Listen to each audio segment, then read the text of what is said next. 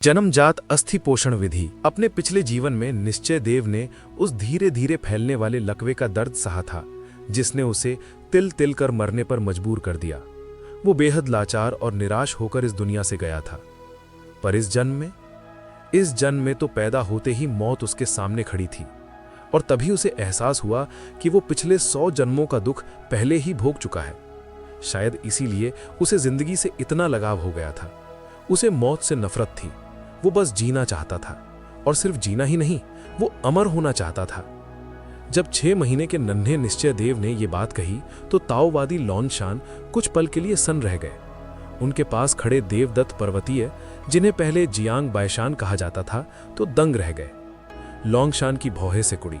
वे उसे उसकी इस नामुमकिन सी जिद के लिए डांटने ही वाले थे कि तभी उनकी नजर उस बच्चे की आंखों पर पड़ी। उन नन्ही आंखों में जलती हुई जुनून की आग देखकर उनके शब्द उनके गले में ही अटक गए। देवदत्त पर्वतीय धीरे से बोले, नौवे भाई, इस दुनिया में अमर होने का रास्ता भला कैसे हो सकता है? उनकी बात बीच में ही काटते हुए लॉन्गशान ने हाथ के इशारे से उन्हें चुप करा दिया। लॉन्गशान अब गंभीर थे। वे निश्चय देव को गौर से देख रहे थे और निश्चय देव की नजरें भी नहीं झुकी। ये उसका लक्ष्य था और वो इससे पीछे हटने वाला नहीं था। काफी देर बाद लॉन्गशान ने बोलना शुरू किया। मार्शल आर्ट्स के रास्ते की शुरुआत शरीर को तराशने से होती है। पहले त्वचा, फिर मांस, नसें, हड्डियां, अंग, मज्जा, खून और आखिर में आत्मा को शुद्ध किया जाता है। इन्हें बॉडी रिफाइनिंग के 8 लेवल कहा जाता है। अगर कोई इन 8 में महारत हासिल कर ले तो उसकी ताकत और ऊर्जा कभी खत्म नहीं होती। वो बीमारियों से दूर रहता है और उसकी उम्र लगभग 120 साल तक हो जाती है। निश्चय देव की आंखों में चमक तो आई, पर उसका इरादा नहीं बदला। 120 साल बहुत कम है। लॉन्गशान आगे बोले, शरीर को तपाने के बाद जब कोई अपनी अंदरूनी ताकत, इनर स्ट्रेंथ को समझ लेता है तो वो इनर एसेंस रियल में पहुंच जाता है। यहां उम्र बढ़कर 200 साल हो जाती है। निश्चय देव अब भी शांत था। 200 साल अब भी काफी नहीं। लॉन्गशान ने खिड़की से बाहर पहाड़ों की तरफ देखा और कहा, इसके बाद आता है गैंग एसेंस रियल्म, जहां उम्र 400 साल तक पहुंचती है। और फिर कई कठिन पड़ावों को पार करने के बाद आता है सेलेस्टियल ह्यूमन रियल्म, दिव्य मानव अवस्था। यहां इंसान प्रकृति की शक्तियों से जुड़ जाता है। पहाड़ों को तोड़ना उसके लिए मामूली बात होती है और उसकी उम्र होती है 800 साल। ये कहते वक्त लॉन्गशान ही आवाज में एक चाहत थी। वे खुद इस मुकाम से बस एक कदम दूर थे, पर वो एक कदम ही सबसे मुश्किल था। 800 साल आम लोगों के लिए तो यही अमरता है, पर निश्चय देव ने फिर भी अपना सिर ना में हिला दिया। 800 साल अमरता के सामने तो एक पल की झपकी जैसे हैं। गुरुदेव, उसने पूछा, क्या इससे भी ऊपर कोई लेवल है जिसकी उम्र और भी लंबी हो? देवदत्त पर्वतीय तो अपनी सांसें रोके ये बातचीत सुन रहे थे। उन्हें यकीन नहीं हो रहा था कि उनका छोटा भाई 800 साल की उम्र से भी संतुष्ट नहीं है। लॉन्गशान ने सवाल का सीधा जवाब न देकर पूछा, इन पहाड़ों को देखकर तुम्हें क्या लगता है? निश्चय देव बोला, ये हजारों सालों से ऐसे ही अडिग खड़े हैं। लॉन्गशान ने भारी आवाज में कहा, हजारों सालों तक टिके रहने का मतलब ये नहीं कि वे हमेशा रहेंगे। अगर पहाड़ भी खत्म हो सकते हैं तो इंसान अमर कैसे हो सकता है? जिंदगी इसमें नहीं कि तुम कितने साल जिए, बल्कि इसमें है कि तुमने क्या हासिल किया। निश्चय देव चुपचाप सुनता रहा। वो जानता था कि अमरता कोई सपना नहीं है। उसने झुककर प्रणाम किया और कहा, गुरुदेव, मेरा मार्गदर्शन करें। लॉन्गशान ने उसे उठाते हुए एक ठंडी सांस ली। मूर्ख बालक, पर उनकी आंखों में एक उम्मीद थी। दिव्य मानव से ऊपर मार्शल संत की अवस्था होती है। एक मार्शल संत हजारों साल तक जी सकता है और पूरी दुनिया में उसका कोई मुकाबला नहीं कर सकता। हालांकि किसी ने उन्हें देखा नहीं है, पर कहते हैं कि उन्होंने इस दुनिया की सीमाओं को पार कर लिया है। उसके आगे क्या है मुझे नहीं पता। शायद वही रास्ता अमरता तक जाता हो। निश्चय देव की आंखों में चमक आ गई। हजारों साल और दुनिया में सबसे ताकतवर, फिलहाल के लिए यही सही। उसने मन ही मन ठान लिया। उसका पहला बड़ा लक्ष्य है मार्शल संत बनना, और अगर वहां भी अमरता ना मिली तो वो खुद अपना रास्ता बनाएगा। उसने गुरुदेव का शुक्रिया अदा किया और बाहर निकल गया। उसकी आवाज पूरे हॉल में गूंज रही थी, अगर अमरता का कोई रास्ता नहीं है तो मैं खुद एक रास्ता बनाऊंगा। लॉन्गशान और देवदत्त एक दूसरे को देखते रह गए। उन्हें समझ आ गया था कि यह बच्चा कोई साधारण इंसान नहीं है। उस दिन के बाद से निश्चय देव ने सवाल पूछना बंद कर दिया और खुद की साधना में डूब गया। उसने अपने गुरु भाइयों की मदद से कुछ खास जड़ी बूटियां मंगवाई। अपने कमरे में उसने एक खास औषधीय खीर तैयार की और पद्मासन लगाकर बैठ गया।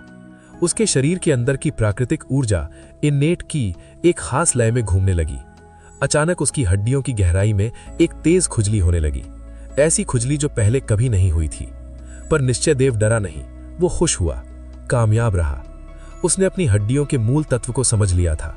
अपनी ऊर्जा और अपने पुराने ज्ञान की मदद से उसने एक नई तकनीक विकसित की थी, इन्नेट बोन नरिशिंग स्किल, जन्मजात अस्थि पोषण विधि। यही उसकी अब तक की सबसे बड़ी उपलब्धि थी। अब वो अपनी हड्डियों की ताकत को खुद बढ़ा सकता था। अब उसकी तरक्की की रफ्तार दुनिया के किसी भी योद्धा से कई गुना तेज होने वाली थी। महायान का मार्शल संत। वक्त अपनी रफ्तार से गुजरता रहा, ऋतुएं बदली, वसंत आया और अपनी खुशबू बिखेर कर विदा भी हो गया। अब निश्चय देव लगभग 1 साल का हो चुका था। हालांकि उसकी जन्मजात ऊर्जा, इन्नेट की के निरंतर प्रवाह और इलाज के बेजोड़ तरीकों की वजह से उसका शरीर किसी साधारण 1 साल के बच्चे जैसा नहीं था। वो दिखने में करीब 3 साल का तंदुरुस्त बालक लगता था। इन दिनों उसने अपनी जन्मजात अस्थि पोषण विधि को कई बार मांझा और सुधारा था।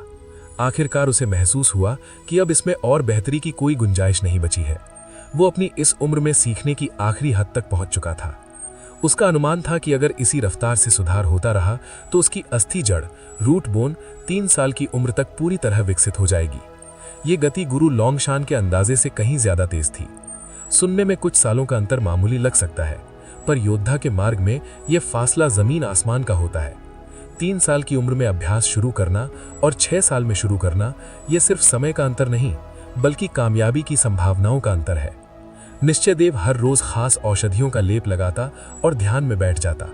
जैसे जैसे दिन बीतते उसकी हड्डियां फौलाद की तरह मजबूत और स्पष्ट आकार लेने लगी। इतना ही नहीं, उसका कद भी तेजी से बढ़ रहा था। आखिर एक छोटा शरीर कई बार पाबंदियां भी साथ लाता है और वो जल्द से जल्द बड़ा होना चाहता था। भले ही वो अभी असली मार्शल आर्ट्स का अभ्यास नहीं कर सकता था, पर उसने एक पल भी बेकार जाने नहीं दिया। वो दिन भर अलग अलग ग्रंथों को पढ़ता और अपनी समझ को गहरा करता। उसके पास कमाल की बुद्धि थी, पर वो जानता था कि ज्ञान शून्य से पैदा नहीं होता। उदाहरण के तौर पर चिकित्सा विज्ञान को ही ले लीजिए।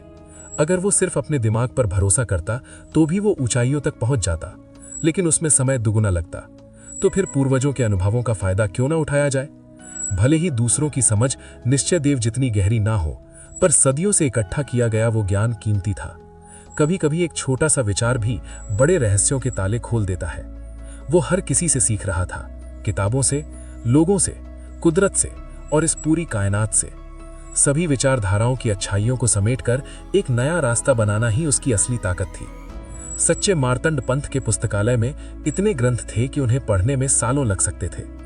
कई बार एक ही किताब दोबारा पढ़ने पर उसे बिल्कुल नए और गहरे अर्थ समझ आते। उसके मन में एक विचार कौंधा, अगर भविष्य में मुझे महायान साम्राज्य के शाही अभिलेख देखने का मौका मिले तो मेरी बुनियाद किसी भी महान पूर्वज किसी कम नहीं होगी। और अगर किसी दिन मुझे दुनिया के हर जीव की सोच को करीब से जानने का मौका मिल जाए तो शायद अमर होने का गुप्त नुस्खा मेरे हाथ लग जाए। ये सोचकर उसके भीतर एक नई उमंग जग जाती। वो कभी नहीं भूलता था कि उसका आखिरी मकसद है एक ऐसी जिंदगी जो कभी खत्म ना हो। इन्हीं दिनों उसके बड़े गुरु भाई और बहन अक्सर पहाड़ से नीचे शहरों की ओर जाते और लौटकर वक्त दुनिया भर की खबरें और अनोखे किस्से लेकर आते। जैसे जैसे निश्चय देव की काबिलियत सामने आती गई, उन सब ने उसे 1 साल का बच्चा समझना छोड़ दिया था। ग्रंथों और अपने भाई बहनों की बातों को जोड़कर उसने महायान साम्राज्य का एक नक्शा अपने मन में तैयार कर लिया था। महायान साम्राज्य 13 बड़े जनपदों में फैला हुआ था। सिर्फ एक जनपद ही इतना बड़ा था कि वो निश्चय देव के पिछले जीवन की पूरी धरती से भी बड़ा जान पड़ता था। वहां मार्शल आर्ट्स के अनगिनत स्कूल थे, पर ज्यादातर सरमाज्य की सत्ता के नीचे काम करते थे। किसी भी नए पंथ को शुरू करने के लिए सरकार की इजाजत जरूरी थी। निश्चय देव इतिहास के पन्ने पलटते हुए दंग रह गया। महायान साम्राज्य पिछले 2000 सालों से टिका हुआ था। यह समय उसके पिछले जीवन के आधे इतिहास के बराबर था। उसे यकीन था कि यह स्थिरता इस दुनिया के ताकतवर योद्धाओं की वजह से है। अगर एक दिव्य मानव 800 साल जी सकता है तो यकीनन एक मार्शल संत हजारों साल तक जीवित रह सकता होगा। और अक्सर बड़े साम्राज्यों की नींव एक मार्शल संत ही रखता है। महायान का मार्शल संत। निश्चय देव के मन में एक सवाल उठा और वो धीरे से बुदबुदाया, 2000 साल, क्या वो आज भी जीवित होगा? मार्शल संत बनना ही उसका लक्ष्य था, पर ऐसे योद्धा सदियों में एक बार पैदा होते हैं, किसी मायावी ड्रैगन की तरह, जो होते तो हैं पर दिखते नहीं। तभी दूर से एक खनकती हुई आवाज आई, वे यकीनन जीवित होंगे, वरना ये दुनिया अब तक तबाह हो चुकी होती। निश्चय देव ने सिर उठाया। एक आकृति हवा से बातें करती हुई उसकी ओर आ रही थी। कुछ ही लम्हों में वो उसके सामने खड़ी थी। ढीला ढाला नीला ताव लिबास, बादामी आंखों में शरारती चमक और एक हसीन चेहरा। वो उसकी तीसरी गुरु बहन आर्यश्री थी। उसने आते ही निश्चय देव के गोल मटोल गाल खींचे और उसे गोद में उठाकर जोर से भींच लिया। निश्चय देव का तो दम ही घुटने लगा। मेरे प्यारे नौवे भाई, क्या तुमने अपनी इस बहन को याद नहीं किया? निश्चय देव ने चिढ़कर खुद को छुड़ाया और दूर जा खड़ा हुआ। दीदी, आपने फिर से शराब पी रखी है। वो तीखी गंध साफ बता रही थी कि आर्यश्री नशे में है। आर्यश्री खिलखिलाकर हंस पड़ी। उसने कमर से बंधी सुराही निकालकर एक गहरा घूंट भरा। मदिरा तो इस संसार का सबसे अनमोल रत्न है छोटे, और जो स्त्री मदिरा न पिए वो अच्छी स्त्री कैसे हो सकती है? उसने एक छोटी प्याली भरी और निश्चय की ओर बढ़ा दी। चखोगे?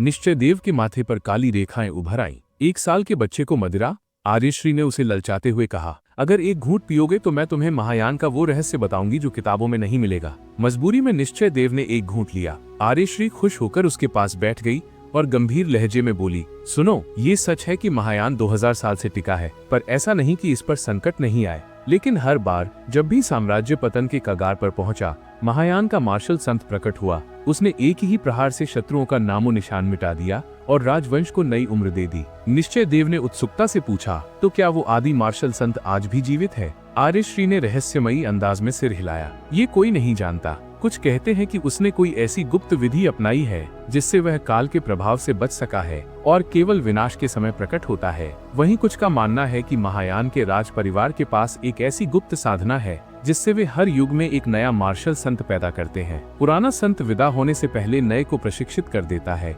इसलिए महायान में हमेशा एक मार्शल संत मौजूद रहता है। पर वो वही है या कोई और? यह एक ऐसा राज है जो साम्राज्य की नींव के साथ दफन है। निश्चय देव काफी देर तक सुन रह गया। उसे अंदाजा नहीं था कि जिस सत्ता के साये में वो रह रहा है, उसके पीछे इतने गहरे और प्राचीन रहस्य छिपे हैं। मार्शल संत, यही उसकी मंजिल थी और शायद अमरत्व की पहली सीढ़ी भी। काफी देर तक खामोशी छाई रही। फिर निश्चय देव ने एक बहुत लंबी और हल्की सांस छोड़ी। उसकी आंखों में एक ऐसी चमक उभर आई थी जिसे केवल योद्धा ही पहचान सकते थे।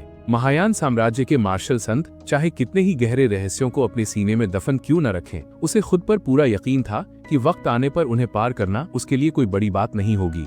महायान के ये रहस्य उसके लिए एक तरह की चेतावनी भी थे। उसने मन ही मन सोचा, अगर किसी दिन मैं खुद मार्शल संत बन जाऊं और तब भी अमृत की कोई किरण न दिखे तो मैं इस संसार की सीमाओं को तोड़ दूंगा। किसी और विशाल जगत में जाना ही वो मार्ग होगा जहां संभावनाओं का आकाश कहीं ज्यादा ऊंचा होगा। अब उसके विचार पहले से कहीं ज्यादा साफ और पारदर्शी थे।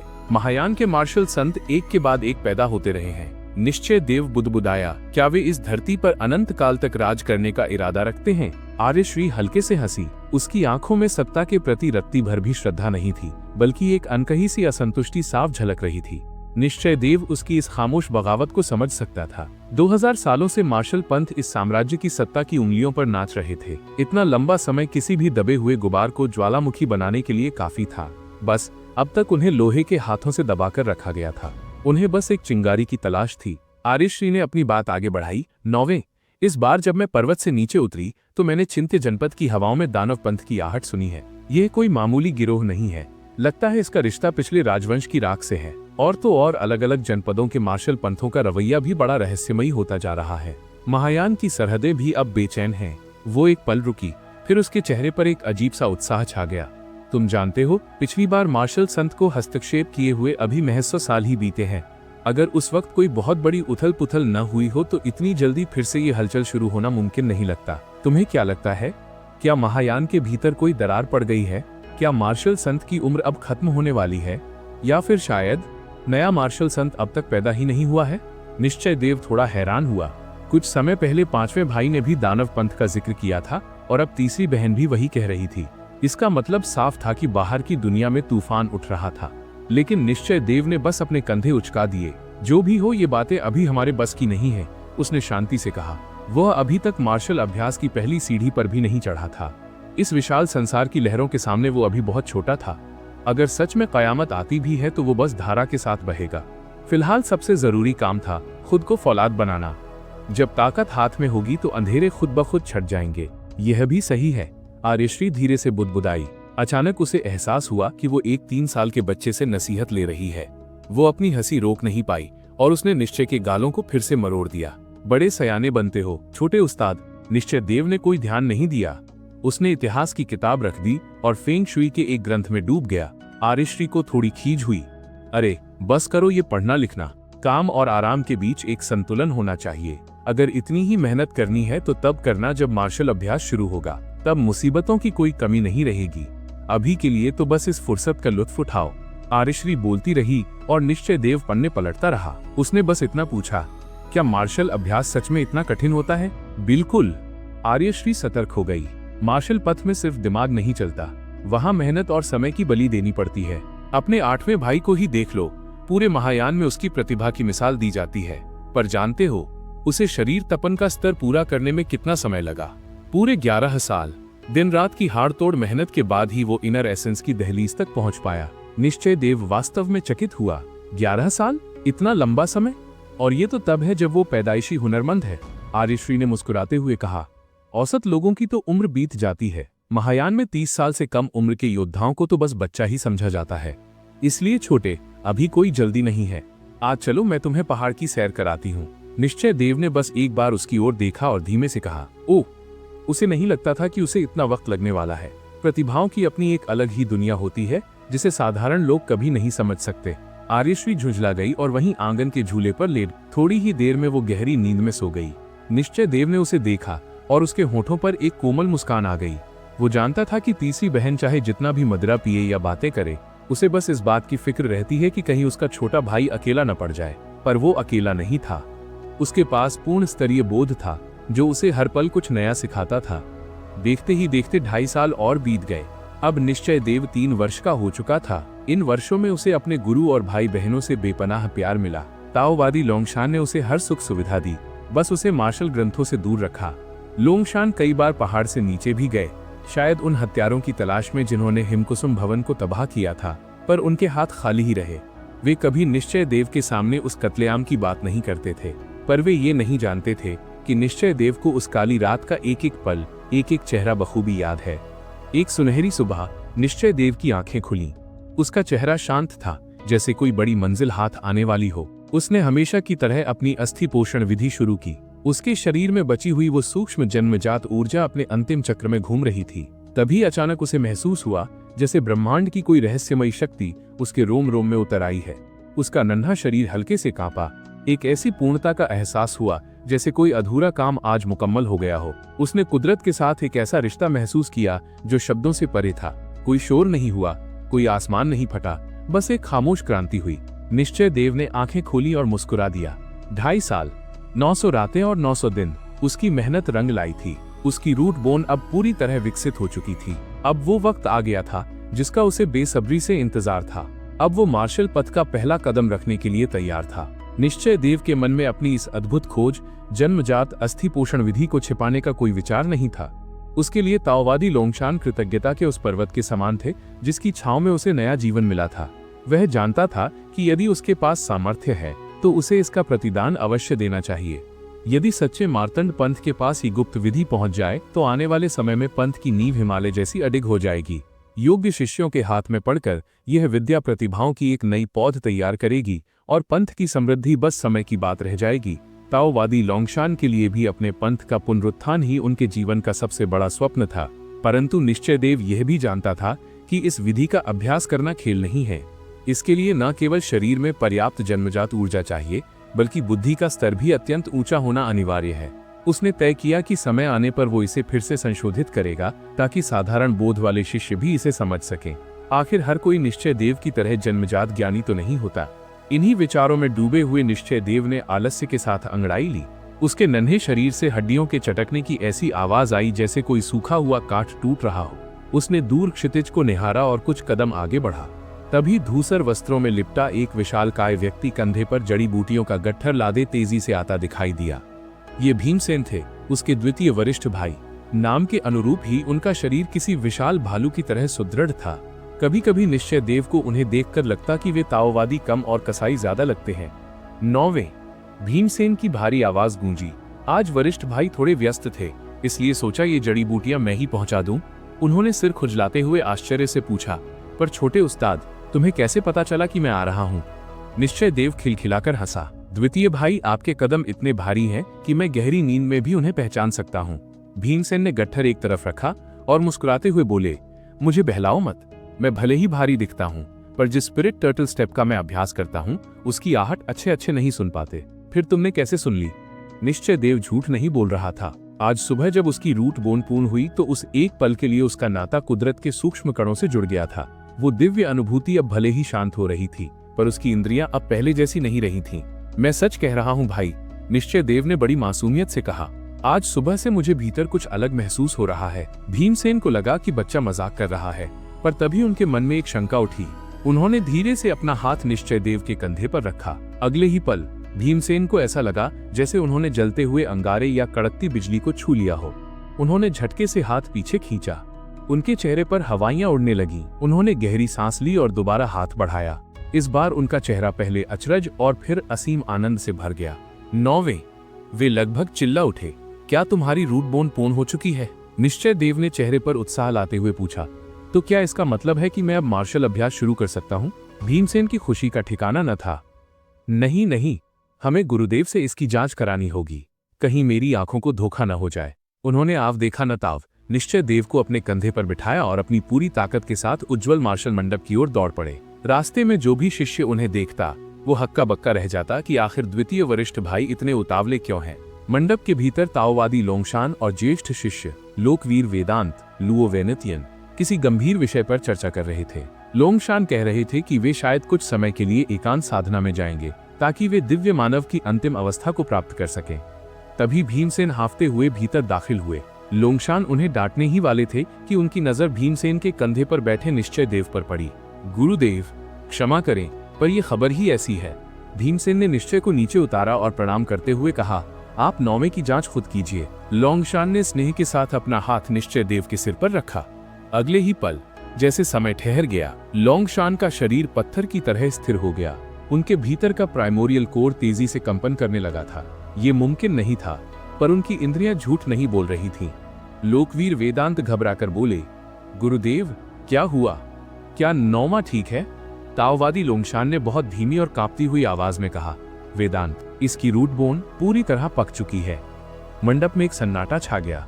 3 वर्ष की आयु और मार्शल पथ की पहली सीढ़ी पार।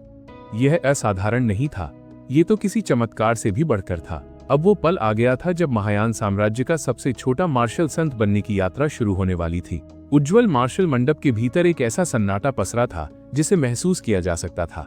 3 जोड़ी आंखें गुरु लोंगशान, प्रथम वरिष्ठ वेदांत और द्वितीय वरिष्ठ भीमसेन की अपलक निश्चय देव पर टिकी थीं। अविश्वास, अचरज और अपार खुशी का एक ऐसा सैलाब उमड़ा था कि शब्द छोटे पड़ गए थे। अब जाकर लोकवीर वेदांत की समझ में आया कि भीमसेन इतने बदहवास क्यों थे और क्यों गुरुदेव का हाथ अब भी निश्चय देव के सिर पर ही ठहरा हुआ था। 3 वर्ष की आयु और रूट बोन का पूर्ण विकास, यह कोई सामान्य घटना नहीं थी। यह मार्शल जगत के इतिहास में एक अनसुना अध्याय था। छोटा कनिष्ठ अभी महज 3 साल का है। वेदांत की सांसें तेज हो गईं। वो जानता था कि गुरुदेव उसे अपना उत्तराधिकारी मानकर संवार रहे हैं और उसका सबसे बड़ा सपना था सच्चे मार्तंड पंथ का वो गौरव वापस लाना जो समय की धूल में कहीं खो गया था। आज उसे वो भविष्य धुंधला नहीं बल्कि निश्चय देव की सूरत में बिल्कुल साफ दिखाई दे रहा था। भीमसेन ने अब गर्व से अपना चौड़ा सीना और फुला लिया। उनकी नजरों में एक ही सवाल था, अब समझे कि मैं इतना क्यों चकरा गया था। दोनों ने एक साथ गुरु लोंगशान की ओर देखा। गुरुदेव, वेदांत ने बड़े संकोच से पूछा, कहीं कोई समझने में चूक तो नहीं हुई? ताओवादी लोंगशान ने कोई जवाब नहीं दिया। वे बस एकटक निश्चय देव को निहार रहे थे, जैसे उसकी आत्मा को पढ़ रहे हो। 9वें, उन्होंने बहुत ही शांत और गहरे स्वर में पूछा, क्या बीते दिनों में तुमने अपने शरीर के भीतर कुछ अलग महसूस किया? निश्चय देव ने पूरी विनम्रता के साथ सिर झुकाया। गुरुदेव, रातों को अक्सर मेरी हड्डियों में एक अजीब सी झंझनाहट और मीठा सा दर्द होता था, और आज सुबह मुझे ऐसा लगा जैसे आकाश और धरती के बीच कोई महीन सा तार खिंचा हो और मैं उससे जुड़ गया हूँ, पर वो एहसास पल भर में ही ओझल हो गया। लोंगशान की आंखों में एक चमक उभरी। यह स्वाभाविक है, जब जन्मजात रूट बोन पूरी तरह पक जाती है तो साधक का इस कायनात से एक क्षणिक मिलन होता है। ये अनुभव तुम्हें मार्शल पथ के उस शिखर तक ले जाएगा जहां पहुंचना हर किसी के बस की बात नहीं। वे मुस्कुराए और उनके चेहरे की गंभीरता थोड़ी कम हुई। मैंने सोचा था कि तुम्हें 6 साल की उम्र तक इंतजार करना होगा, पर तुमने मेरे हर अनुमान को पीछे छोड़ दिया। 9वें आज इसी घड़ी से तुम्हारा मार्शल अभ्यास शुरू होता है। निश्चय देव के भीतर जैसे खुशियों का विस्फोट हो गया। उसने तुरंत घुटनों के बल बैठकर गुरु के चरणों में मस्तक नवाया। गुरुदेव, कृपया मेरा मार्गदर्शन करें। लोंगशान अपनी दाढ़ी सहलाते हुए खिलखिलाकर हंस पड़े। आओ मेरे साथ। मंडप के पीछे एक विशेष साधना स्थल था, जहां साधारण शिष्यों का प्रवेश वर्जित था। लोंगशान वहां जाकर हाथ पीछे बांधकर खड़े हो गए। 9वें, क्या तुम मार्शल पथ की पहली सीढ़ियों के बारे में जानते हो? निश्चय देव ने शांत भाव से उत्तर दिया। जी गुरुदेव। बॉडी टेम्परिंग यानी शरीर तपन के 8 स्तर, त्वचा, मांस, स्नायु, अस्थि, अंग, मज्जा, रक्त और अंत में आत्मा का शोधन। यही मार्शल पथ की नींव है, और इस नींव को फौलाद बनाने के लिए मुद्रा साधना ही एकमात्र रास्ता है। उसकी आंखों में एक अनूठी चमक थी। इस संसार में मुद्राएं 3 श्रेणियों की होती हैं, साधारण, श्रेष्ठ और परम। और हमारे सच्चे मार्तंड पंथ के पास परम स्तर की 9 मुद्राएं हैं। लोंगशान का स्वर अब भारी और अधिकारपूर्ण हो गया था। उन्होंने एक एक कर उन दिव्य मुद्राओं के नाम लिए। नादेश्वर मुद्रा, जो ध्वनि और श्वास को नियंत्रित करती है। प्रतिशोध मुद्रा, जो धर्म और संयमित क्रोध का संगम है। शिखर मुद्रा, अडिग साहस का प्रतीक। गर्जन मुद्रा, भीतरी शक्ति का महाविस्फोट। दीप्त मुद्रा, अग्नि और तेज। धरणी मुद्रा, सहनशीलता। वज्र मुद्रा, अनुशासन और न्याय। आदिशक्ति मुद्रा, सृजन का संतुलन। और नीलांत मुद्रा, अनंत गहराई और संरक्षण। लोंगशान ने निश्चय देव की आंखों में झांका। तुम्हारे 8 वरिष्ठ भाई बहन इनमें से एक एक मुद्रा साध रहे हैं, और 9वें तुम्हारे स्वभाव और संकल्प के लिए सबसे सटीक है वज्र मुद्रा। उन्होंने आगे कहा, किंवदंतियां कहती हैं कि पंथ के स्वर्ण युग में जो इन 9 मुद्राओं में महारत हासिल कर लेते थे, उन्हें सच्चे मार्तंड के नवरक्षक कहा जाता था। और यदि ये 9 रक्षक दिव्य मानव के स्तर तक पहुंच जाएं, तो वे किसी मार्शल संत से भी लोहा लेने का दम रखते थे। निश्चय देव की धड़कनें एक पल को थम गईं। उसे अब समझ आया कि ये पंथ कभी कितना खौफनाक और शक्तिशाली रहा होगा। गुरुदेव, कृपया मुझे वज्र मुद्रा की दीक्षा दें। लोंगशान ने सहमति में सिर हिलाया। ध्यान से देखो। उन्होंने मुद्रा की स्थिति ली। पांव जमीन में धंसे हुए, रीढ़ की हड्डी सूत की तरह सीधी और श्वास की गति एकदम गहरी। उस पल गुरु लोंगशान की आभा ऐसी हो गई जैसे कोई बिजली का पुंज खड़ा हो। वज्र मुद्रा केवल शारीरिक शक्ति से नहीं बल्कि अटूट निश्चय से पैदा होती है। निश्चय देव को लगा जैसे उसके सामने ज्ञान के नए द्वार खुल रही हैं। उसके मन में बस एक ही आवाज गूंज रही थी, ये वज्र मुद्रा शायद मेरे ही लिए बनी है। अब वो समय दूर नहीं था जब वो नन्हा बालक एक महान मार्शल संत के रूप में इस साम्राज्य के इतिहास को हमेशा के लिए बदल देगा। क्या आप देखना चाहेंगे कि निश्चय देव अपनी पहली मुद्रा की साधना कैसे शुरू करता है? जैसे जैसे ताओवादी लोंगशान का धीमा और गंभीर स्वर गूंजता गया, निश्चय देव का मस्तिष्क ज्ञान की अनगिनत चिंगारियों से जगमगा उठा। एक विचार और उसके सो गहरे अर्थ, सब कुछ उसके मन में साफ होता जा रहा था। जिन रहस्यों पर वो महीनों से खुद मनन कर रहा था, वे गुरु के शब्दों के साथ मिलकर आज एक पूर्ण आकार ले चुके थे। मार्शल पथ की दहलीज पर कदम रखते ही उसे एहसास हुआ कि शून्य से किसी मार्ग का निर्माण करना कितना कठिन होता है, और उसे पूर्वजों का बनाया ये मार्ग कितना सुगम लग रहा था। लेकिन यह सुगमता केवल निश्चय देव के लिए थी। पास ही खड़े लोकवीर वेदांत और भीमसेन की आंखों में इस समय श्रद्धा और घोर विस्मय का मिलाजुला भाव था। वे दोनों अपने जीवन का अधिकांश हिस्सा केवल एक ही मुद्रा को साधने में बिता चुके थे। उनके लिए गुरुदेव की सूक्ष्म बातों को इतनी गहराई से पकड़ना नामुमकिन था। उनके मन में बस एक ही विचार कौंध रहा था, गुरुदेव अब दिव्य मानव के शिखर से बस कुछ ही कदम दूर हैं। ताओवादी लोंगशान ने अपनी गति रोकी और निश्चय देव की ओर मुड़कर बड़े गंभीर स्वर में पूछा, निश्चय, क्या तुमने सब समझ लिया? निश्चय देव ने बड़ी शालीनता से सिर झुकाया। जी गुरुदेव, शिष्य ने सब समझ लिया। लोंगशान एक ओर हटकर खड़े हो गए और बोले, तो फिर अब करके दिखाओ। लोकवीर वेदांत और भीमसेन ने एक दूसरे की ओर देखा और उनके होठों पर एक शरारती मुस्कान आ गई। उन्हें अपने शुरुआती दिन याद आ गए जब वे भी उतने ही आत्मविश्वास से भरे हुए थे। पर वे जानते थे कि मार्शल आर्ट्स की ये परम मुद्राएं सबसे पहले साधक के अहंकार को कुचलती हैं। ये सिर्फ हाथों और पैरों को हिलाना नहीं है, इसमें श्वास की गति और मन की एकाग्रता का ऐसा तालमेल चाहिए जो हफ्तों के अभ्यास के बाद भी ठीक से नहीं आता। उन्हें लगा कि आज छोटे भाई का भ्रम टूटने वाला है और गुरुदेव उसे अनुशासन का पहला पाठ पढ़ाएंगे। वे एक अच्छे तमाशे की उम्मीद में आंखें गड़ाकर बैठ गए। निश्चय देव इन सब की मंशा से पूरी तरह बेखबर था। वो तो बस गुरु की हर हरकत को अपने मानस पटल पर दोहरा रहा था। उसने गहरी सांस ली, अपने चित्त को शांत किया और अपनी पहली चाल चली, वज्र पर्वत स्थिरासन। जैसे ही उसने मुद्रा ली, उसकी आभा अचानक बदल गई। वो 3 साल का बालक नहीं बल्कि एक प्रौढ़ योद्धा की तरह दिखने लगा। ताओवादी लोंगशान की आंखें अचरज से फटी की फटी रह गईं। ये क्या इसने आरंभिक मुद्रा भी पकड़ ली? लोंगशान ने ये बारीक बिंदु जानबूझकर नहीं बताया था ताकि वो खुद सीखे, पर निश्चय देव ने इसे खुद ब खुद भांप लिया था। अगले ही क्षण निश्चय देव के घूंसों और पैरों से हवा सनसनाने लगी। उसके शरीर से पसीने की भाप उठने लगी और उसकी त्वचा झींगे की तरह लाल होने लगी।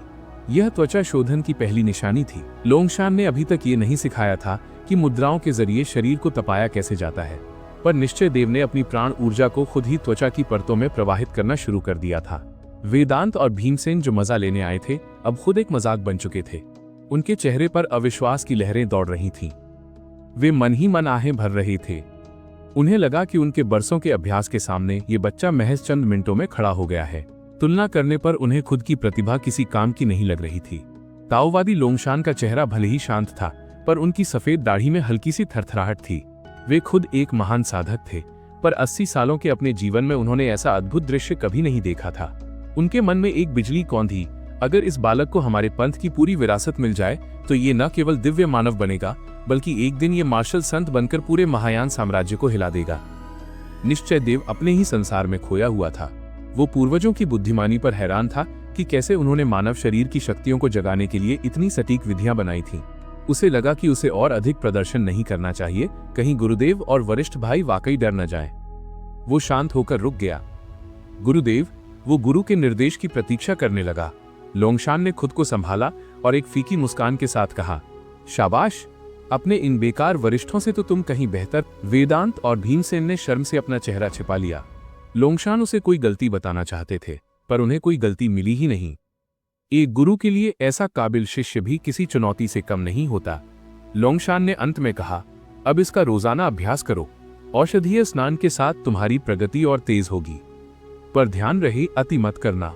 निश्चय देव ने आदर से उत्तर दिया, जी गुरुदेव, शिष्य हमेशा याद रखेगा। ताओवादी लोंगशान अब मन ही मन गणना कर रहे थे। उन्हें यकीन हो चला था कि निश्चय देव 8-9 साल की उम्र तक इनर एसेंस के स्तर को छू लेगा। जहां साधारण बच्चे अभी कथक सीखना शुरू करते हैं, वहां उनका ये शिष्य मार्शल संत बनने की राह पर अग्रसर होगा। सच्चे मार्तंड पंथ के पुनरुत्थान की उम्मीद अब एक पत्थर की लकीर बन चुकी थी।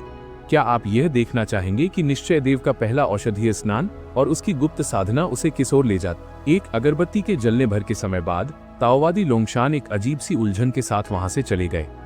उनके मन में खुशी और हार दोनों का एक अनोखा मिश्रण उमड़ रहा था। खुशी इस बात की थी कि उनका शिष्य वास्तव में एक दिव्य मार्शल काया लेकर जन्मा था। वे जो कुछ भी समझाते, निश्चय देव न केवल उसे पल भर में आत्मसात कर लेता, बल्कि अपनी कुशाग्र बुद्धि से उन बिंदुओं को भी पकड़ लेता जिन पर स्वयं लोंगशान ने 80 वर्षों में कभी गौर नहीं किया था। किसी भी पंथ के लिए ऐसा होनहार शिष्य मिलना सौभाग्य की पराकाष्ठा थी, लेकिन लोंगशान के लिए यही हार का कारण भी बन रहा था। जब शिष्य इतना असाधारण हो तो गुरु पर दबाव दोगुना हो जाता है। कुछ ही देर की बातचीत में लोंगशान को मानसिक थकान महसूस होने लगी थी। उन्हें डर सताने लगा था कि अगर ये सिलसिला यूं ही चला और कभी इस बालक ने कोई ऐसा गूढ़ प्रश्न पूछ लिया जिसका उत्तर उनके पास न हुआ, तो गुरु की प्रतिष्ठा का क्या होगा। यही सोचते हुए लोंगशान ने वहां से खिसकने में ही भलाई समझी। गुरुदेव, आपने मुझे बाकी मुद्राएं तो अभी सिखाई ही नहीं। पीछे से निश्चय देव की मासूम लेकिन उत्सुक आवाज आई। साफ था कि वो अभी संतुष्ट नहीं हुआ था। सच तो ये था कि उसने अब तक बहुत संयम बरता था, वरना नजारा इससे कहीं ज्यादा चौंकाने वाला होता। अगर ये बात कोई और कहता तो लोंगशान उसे अनुशासन का पाठ पढ़ाते कि एक साथ सब कुछ हासिल नहीं किया जाता। लेकिन इस वक्त उस आवाज को सुनते ही उनकी खोपड़ी में एक सिहरन सी दौड़ गई। और सिखाना? अगर अभी और सिखाया गया तो उनकी अपनी मानसिक शक्ति जवाब दे जाएगी। अपने बाकी गुरु भाइयों और बहनों से सीखो। इतना कहकर लोंगशान की आकृति पलक झपकते ही ओझल हो गई।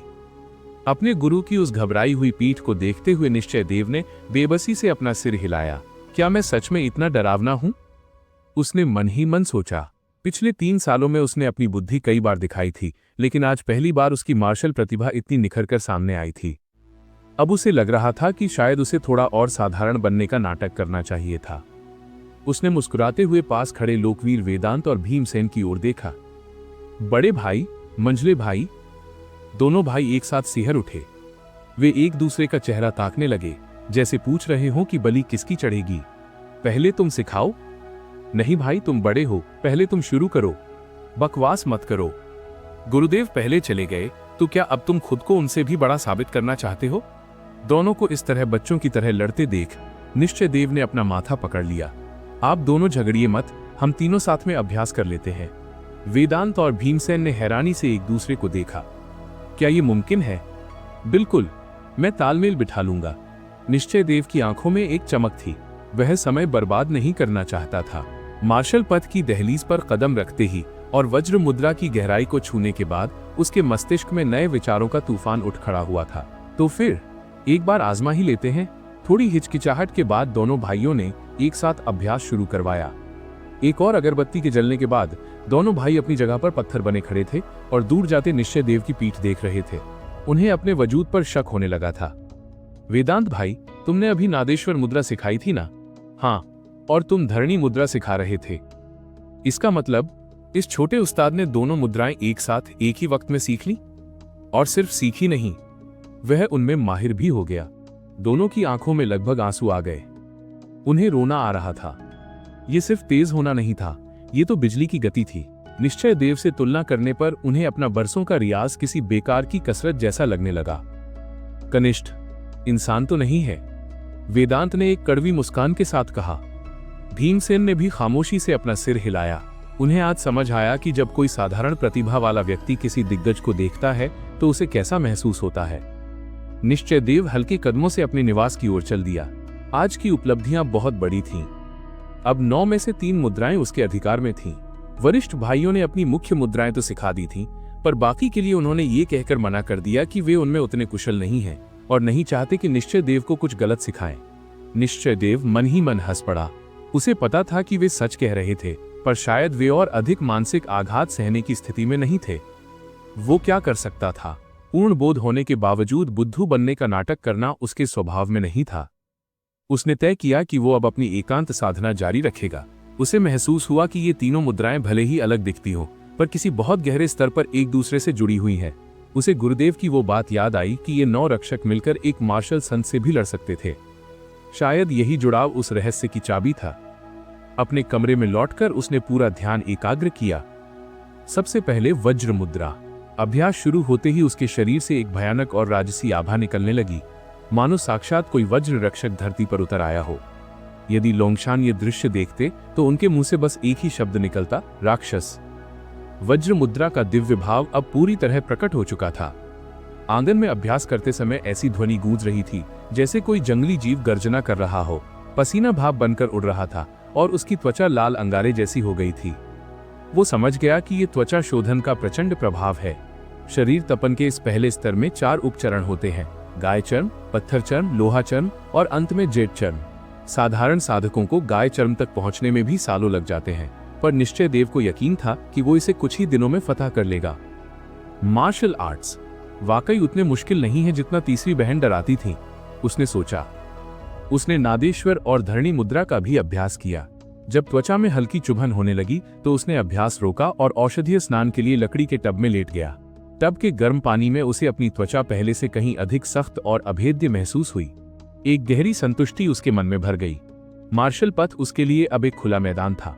उसे पता था कि यदि वो इसी गति से दिव्य मानव या मार्शल संत की ऊंचाइयों को छू लेता है तो उसके पास अमृतत्व खोजने के लिए सदियों का समय होगा। और रहा सवाल उस कत्लेआम के प्रतिशोध का, तो वो जानता था कि जैसे ही उसके हाथ में पर्याप्त शक्ति आएगी, दुश्मनों का काल स्वतः ही उनके दरवाजे पर दस्तक देगा। नाटा और विस्मय छाया रहा।